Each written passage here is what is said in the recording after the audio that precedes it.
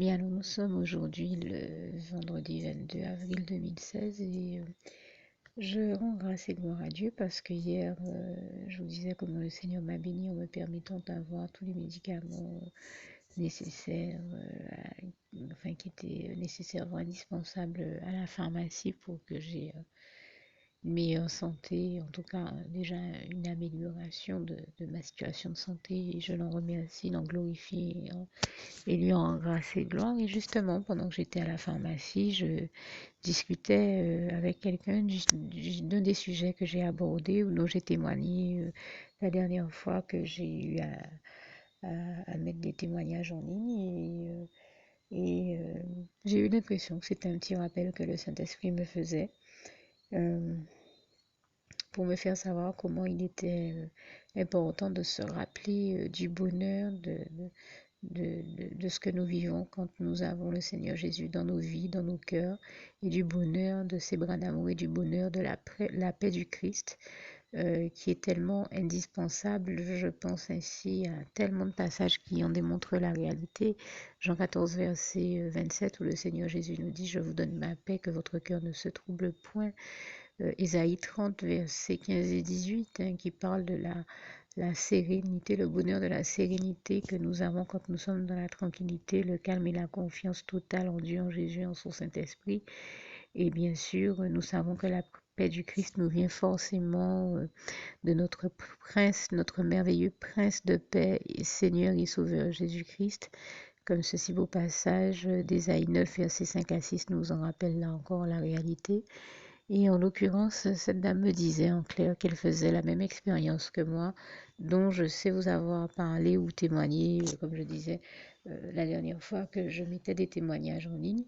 ou notamment dans l'un des témoignages où je disais que la paix de Jésus-Christ que nous avons, qui dépasse même tout entendement, puisque très souvent Jésus nous donne la paix dans des situations les plus tragiques et les circonstances les plus terribles, et pourtant nous restons en paix tout simplement. Et je veux dire, quand nous vivons ces réalités-là, toute la gloire revient à Dieu, à Jésus, à son Saint-Esprit, puisque c'est lui qui nous bénit de la sorte en remplissant nos cœurs de cette qualité de sérénité-là par le biais de sa paix, la paix du Christ, et toute la gloire revient à Dieu, à Jésus, à son Saint-Esprit. Pardonnez ce petit enroulement que j'ai. Mais si je parle de santé et de pharmacie, ce n'est donc pas par hasard, comme vous pouvez le constater. Vous pouvez constater que je n'étais donc pas inutilement dans ces pharmacies, où d'ailleurs j'ai vu pas mal de personnes accepter le Seigneur Jésus et toute la gloire lui en revient. J'ai dû passer dans au moins 3 pharmacies, mais je peux en témoigner ici pour rendre vraiment grâce et gloire à Dieu et donner un témoignage complet que dans chacune de ces pharmacies, j'ai toujours vu des personnes accepter le Seigneur Jésus, comme partout ailleurs sur mon passage. Partout le Seigneur me permet d'aller en son nom et toute la gloire en revient à Dieu, à Jésus, à son Saint-Esprit, et qui sauve bien des vies à travers la mienne qu'il a sauvée. Et moi-même, je n'en reviens pas de la quantité de vies qu'il sauve. Et c'est ici encore l'occasion pour moi de lui en rendre grâce et gloire. Vraiment, toute la gloire en revient à Dieu, à Jésus, à son Saint-Esprit. Je tiens à ne me glorifier de rien, mais vraiment à rendre toute la gloire, l'honneur, la louange à l'Éternel, notre merveilleux Dieu d'amour, à qui je dis encore ici tout mon amour, ma reconnaissance, ma gratitude, notamment pour la qualité de vie qu'il nous permet de vivre. Je le dis tout le temps, Dieu est le meilleur, il veut nous faire vivre et expérimenter le meilleur, et lui seul le peut, et toute la gloire lui en revient. Et cette qualité, non seulement de vie, mais de sérénité dont il nous bénit, comme lui seul en a le secret, et toute la gloire lui en revient. Et je disais à travers ce témoignage que Dieu m'a béni en me permettant d'expérimenter vraiment la paix du Christ et cette qualité et sérénité de vie à tel point que, eh bien, pendant 10 ans, j'en faisais un peu le bilan. Je n'ai jamais eu à prendre de tranquillisants, de, enfin, je n'ai jamais eu à prendre tous ces produits-là pour chercher et trouver le sommeil, puisque quand on est avec Jésus, je le disais, quand on mène une existence christocentré, c'est-à-dire centré et concentré sur le Christ et à faire ce que Dieu, Jésus et son Saint-Esprit nous demandent de faire et attendent de nous que nous fassions, eh bien, on mène une vie, une existence saine, pure et saine, remplie par, bien remplie par Jésus et par toutes les bonnes activités qui nous permettent de mener. On s'accompagne sous l'inspiration du Saint-Esprit et ce sont forcément des activités qui sont pures et saines. On est correctement occupé à construire, à reconstruire ou à laisser Dieu reconstruire et restaurer sa vie. Mais on est dans les occupations de Dieu, à faire les choses de Dieu qui sont toujours les activités les plus édifiantes, les plus élevantes, les plus saines et pures et toute la gloire revient à Dieu, à Jésus et à son Saint-Esprit. Et comme je le disais, moi quand je fais le bilan de ce que j'ai vécu avec Jésus, je n'en reviens pas de voir toutes les transformations positives qu'il a apportées dans ma vie. Et comme je dis, quand on laisse Jésus entrer dans son cœur, dans sa vie, et qu'on le laisse agir à sa guise dans nos vies et procéder à sa manière pour faire les choses, eh bien, on obtient, et quand on obéit à Dieu et qu'on fait tout ce qu'il nous demande, tout comme j'ai l'habitude de le dire, l'obéissance à Dieu, c'est l'un des plus grands secrets du bonheur, eh bien, on obtient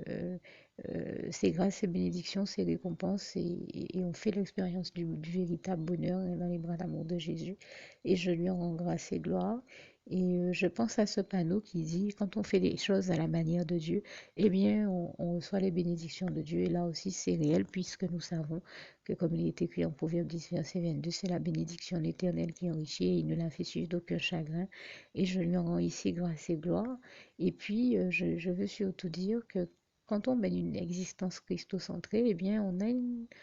une vie que Jésus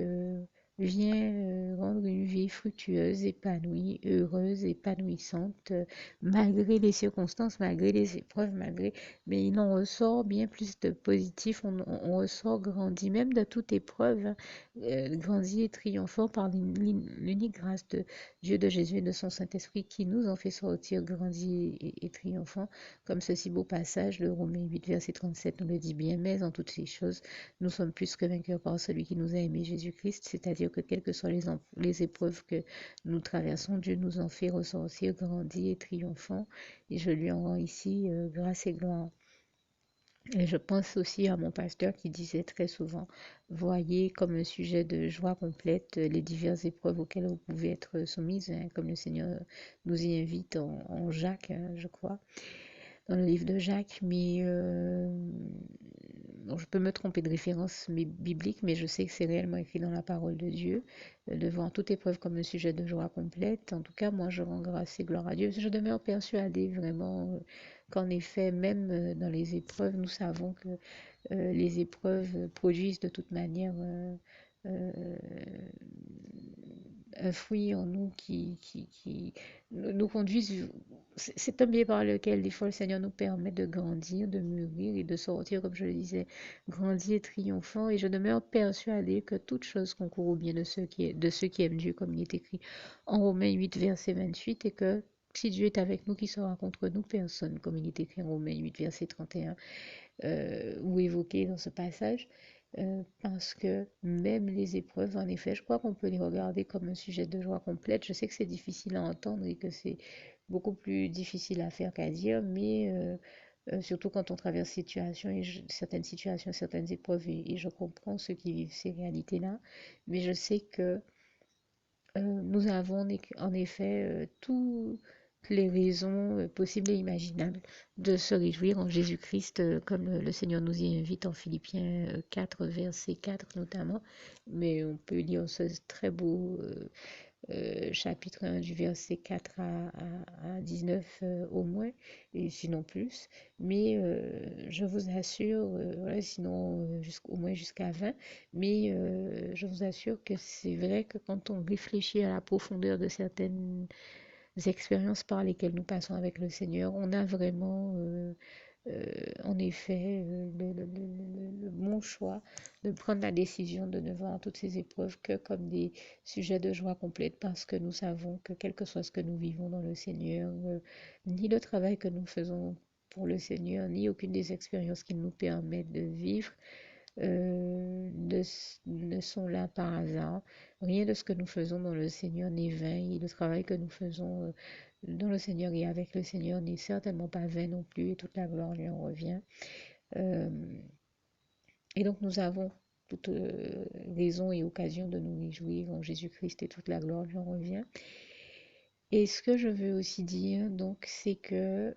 même si certains événements sont durs, nous savons réellement que Dieu fait concourir toutes choses à notre bien. Il fait que dans son grand amour envers nous et sa bienveillance envers nous, il fait tout pour que nous vivions au mieux et les meilleures choses et que nous fassions les meilleures expériences que possible. Et je lui en rends grâce et gloire. Et donc, notamment l'expérience du bonheur, de la sérénité que l'on expérimente en Jésus-Christ uniquement, puisque dans ce monde cruel-là, il n'y a que la paix du Christ, les bras l'amour de Jésus, la joie de Jésus, la lumière de Jésus,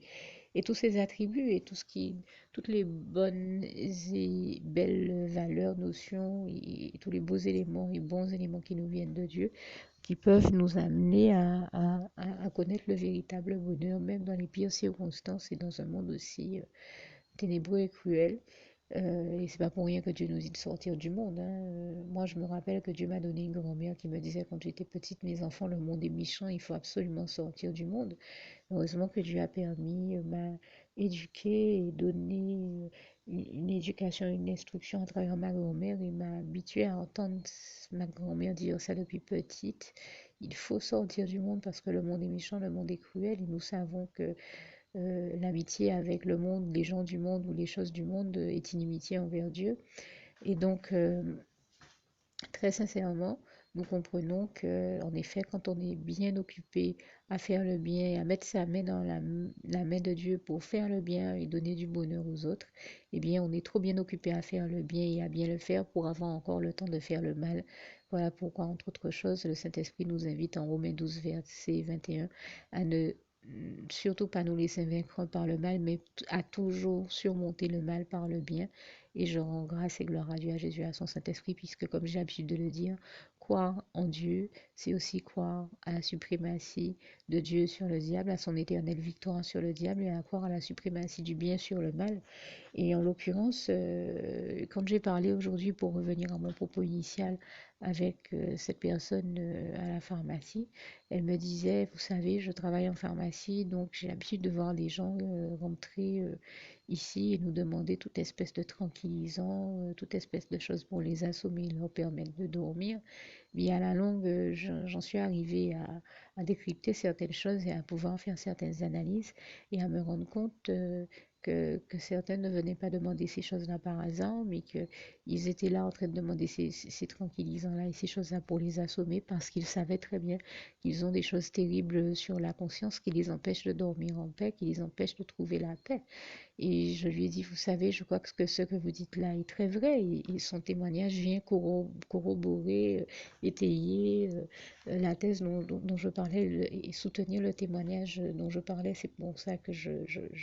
j'en parle ici. Dont je parlais, donc, comme je disais, l'une des dernières fois où j'ai eu à mettre des témoignages en ligne, quand je disais que je remercie le Seigneur Jésus, parce que quand j'en fais le bilan, je me rends compte qu'en 10 ans, mais j'ai jamais eu à aller prendre des tranquillisants parce que en marchant avec le Seigneur Jésus, on est dans cette tranquillité-là, dans cette qualité de vie et de sérénité-là, parce qu'on sait qu'on a la conscience tranquille, on, on- on avance avec le Seigneur Jésus en toute sainteté, en toute pureté, donc en faisant au quotidien, en pratiquant des activités pures et saines. Donc on a le sommeil léger, on dort tranquille parce qu'on a une conscience totalement paisible, on sait qu'on a une bonne conscience, ce qui n'est pas le cas quand on sert Dieu, ce qui n'est pas le cas de ceux qui servent le diable et donc la cause du mal puisqu'ils savent tellement tout ce qui pèse lourd sur leur conscience au point qu'ils en perdent le sommeil et la sérénité. Et ce que cette dame me disait, c'est qu'elle en a fait le même constat objectif que moi et que je suppose nous sommes des milliers de chrétiens à expérimenter là aussi. Et en tout cas, moi je rends grâce et gloire à Dieu, à Jésus, à son Saint-Esprit, qui nous bénit de cette qualité de sérénité, de cette qualité de vie et toute la gloire lui en revient puisque cette dame-là me disait, moi aussi, tout comme vous, en tant que chrétienne, j'ai eu à vivre des choses terribles, même dans ma vie personnelle, mais malgré tout, je me suis rendu compte que chaque fois, le Seigneur Jésus me bénissait en me remplissant mon cœur de sa paix, la paix du Christ, et en me donnant la sérénité,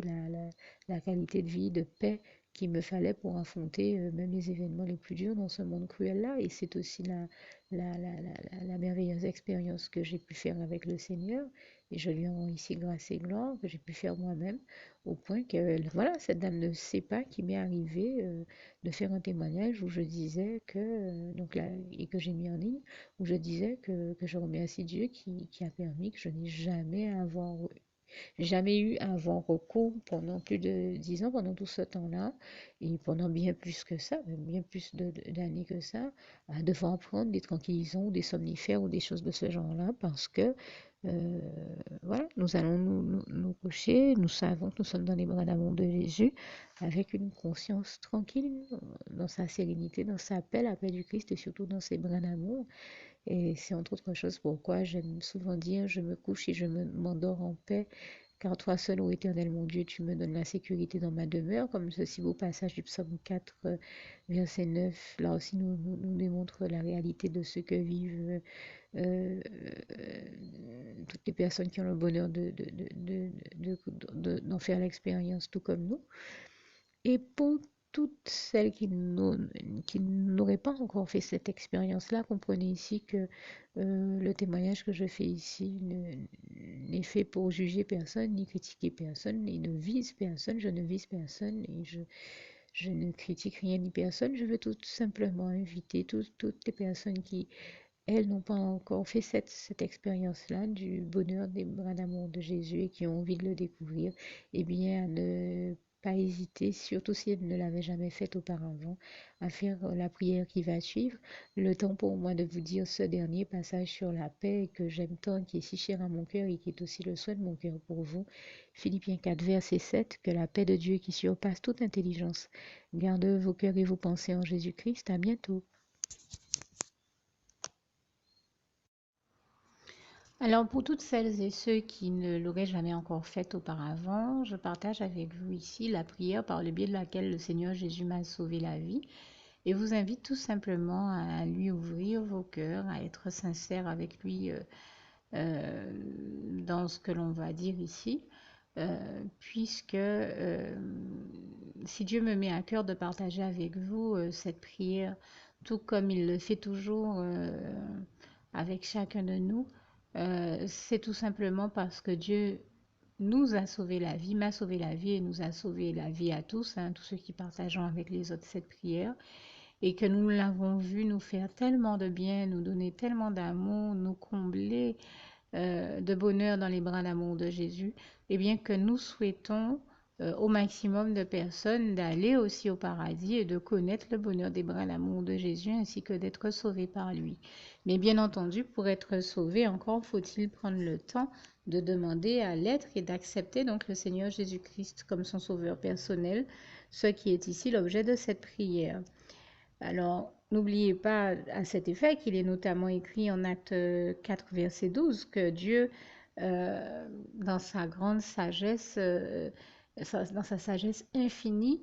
a choisi le Seigneur Jésus-Christ, qu'il l'a mandaté, qu'il a délégué pour être le seul sauveur de toute l'humanité et qu'il n'y a aucun autre nom que celui du Seigneur Jésus-Christ qui nous ait été donné, qui ait été donné à toute l'humanité pour être sauvé. Voilà pourquoi nous avons la certitude qu'en acceptant le Seigneur Jésus comme notre sauveur personnel, nous faisons définitivement le bon choix, d'autant qu'il est également écrit en Jean 14, verset 6, Jésus-Christ est le chemin, la vérité et la vie. Nul ne va au Père Dieu sans passer par le Fils Jésus-Christ. Voilà pourquoi nous devons donc adresser au Seigneur Jésus la prière qui suit. Donc Seigneur Jésus-Christ, n'hésitez pas donc à dire cette prière à haute voix en vous mettant bien entendu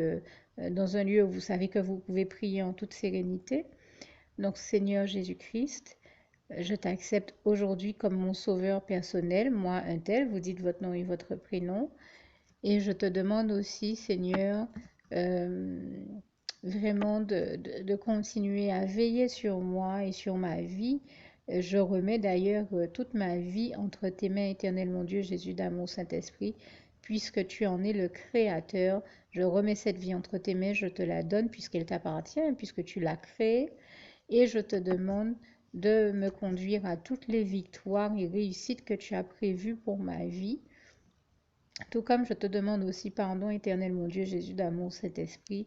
pour tous les péchés que j'ai commis tout au long de ma vie, dès le début jusqu'à la date d'aujourd'hui incluse. Pardon aussi, Seigneur Jésus, pour toutes les fois où j'ai fait mal à ton cœur. Et surtout, merci, Seigneur Jésus, quand le bon moment sera venu pour ça, de revenir me chercher pour m'amener avec toi dans tes bras d'amour au paradis où je veux demeurer et continuer à te servir et à t'appartenir pour l'éternité en éternité. Et c'est au nom puissant du Seigneur Jésus-Christ que j'ai fait cette prière. Soyez bénis, vous tous